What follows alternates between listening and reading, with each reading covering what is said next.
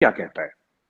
Wisdom तो यही कहता है, नॉर्मल कॉमन सेंस यही कहती है कि पाकिस्तान के पास उतने ट्रूप्स नहीं है, उतने टैंक्स नहीं है, सो कन्वेंशनल एसिमेट्री है। तो पाकिस्तान को अगर ऐसा लगेगा कि साहब उसका उसका वजूद ही खतरे में आ गया, तो फिर पाकिस्तान क्या करेगा? फिर तो पाकिस्तान न्यूक्लियर बॉम्ब ही चलाएगा। ये एक ओवरऑल थिंकिंग है पाकिस्तान के अंदर। इंडिया के अंदर ये थिंकिंग है कि ऐसा नहीं है। अगर आप शैलो थ्रस्ट करते हैं 40-60 किलोमीटर 80 किलोमीटर इनसाइड पाकिस्तान, तो ऐसा कुछ भी नहीं होगा।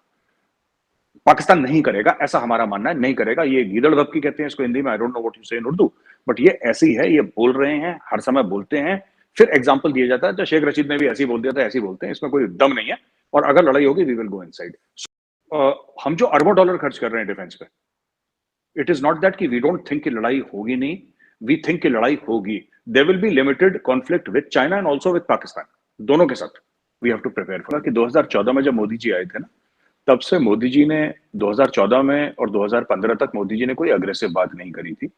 उन्होंने मियाँ साहब को अपनी स्वेरिंग इन के लिए बुलाया भी था, उनको वार्म वेलकम करा पूरे प्रोटोकॉल के साथ, जो एक पाकिस्तान जैसी एटमी रियासत के वजीर आजम को मिलना चाहिए, with full honours and full pomp and show and everything.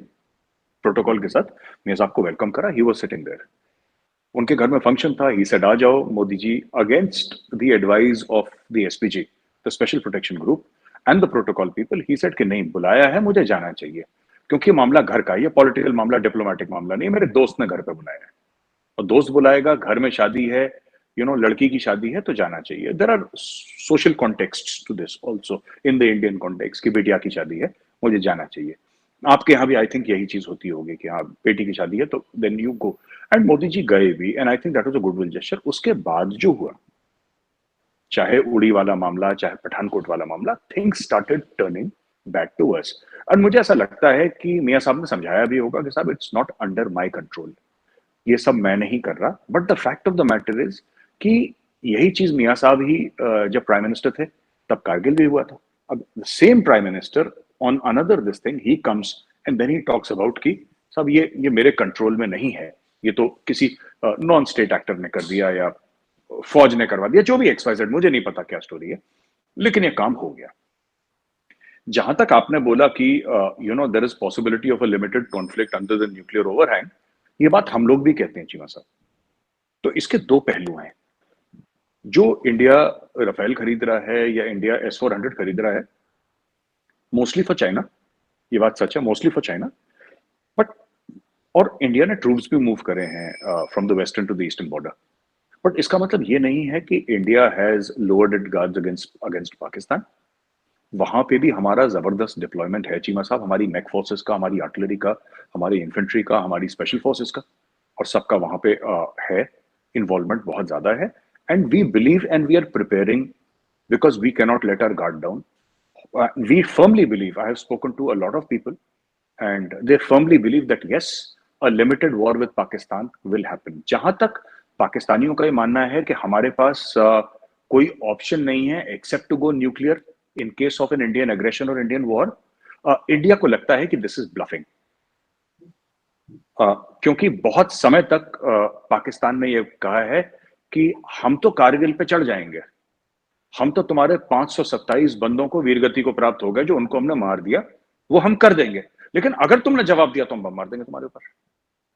So military planners in India and the strategic thinkers in India have decided. अब जैसे पाकिस्तान से कोई भी कहता है, शेख रशीद साहब है, हो सकता है हम लोग हंस भी दें प्राइवेट कॉन्वर्सेशन में कि शेख साहब कहते हैं पाव पाव किलो के बम है, और हमारे पास ऐसा बम है जो कि मुसलमानों को सेफ रखे लेकिन हिंदुओं को मार दे।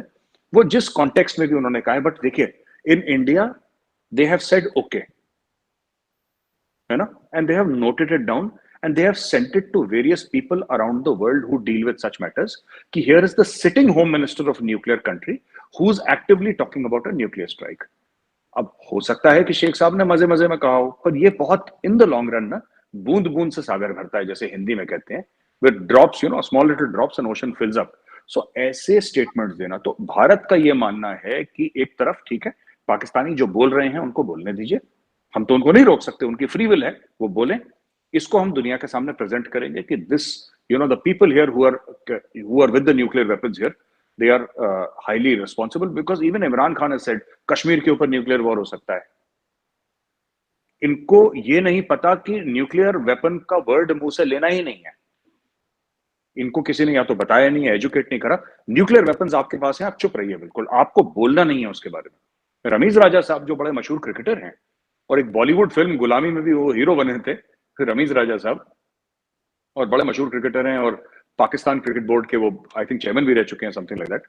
वो भी एक बार कमेंट्री में उनके मुंह से निकल गया, इंडिया पाकिस्तान का मैच हो रहा था कि a match between two nuclear armed neighbour, you understand, everything is taken, every single thing is taken. और इसमें हिंदुस्तानी बड़े तेज हैं।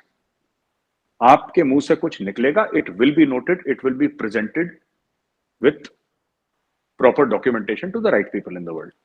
मेरा ये कहना है चीमा साहब कि जंग होनी नहीं चाहिए, मैं तो नहीं समझता हूं ऐसा होना चाहिए, लेकिन there is space for a limited conflict, ये होना है। और जहां तक पाकिस्तान का ये है, और जाहिर सी बात है क्योंकि एसिमेट्री है ना कन्वेंशनल इंडिया और पाकिस्तान के बीच में, तो पाकिस्तान के ये विजडम क्या कहता है?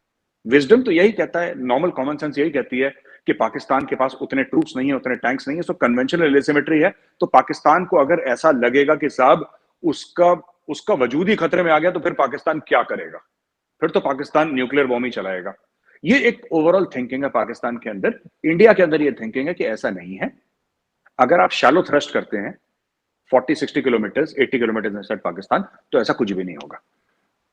पाकिस्तान नहीं करेगा, ऐसा हमारा मानना है, नहीं करेगा। ये गीदड़ धपकी कहते हैं इसको हिंदी में, I don't know what you से इन उर्दू, बट ये ऐसी है, ये बोल रहे हैं, हर समय बोलते हैं, फिर एग्जाम्पल दिया जाता है। तो शेख रशीद ने भी ऐसे ही बोल दिया था, ऐसे ही बोलते हैं, इसमें कोई दम नहीं है।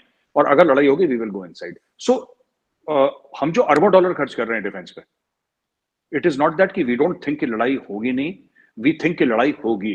There will be limited conflict with China and also with Pakistan, दोनों के साथ we have to prepare for it. Like करिए, सब्सक्राइब करिए और बेल आइकन दबाना बिल्कुल मत भूलिए।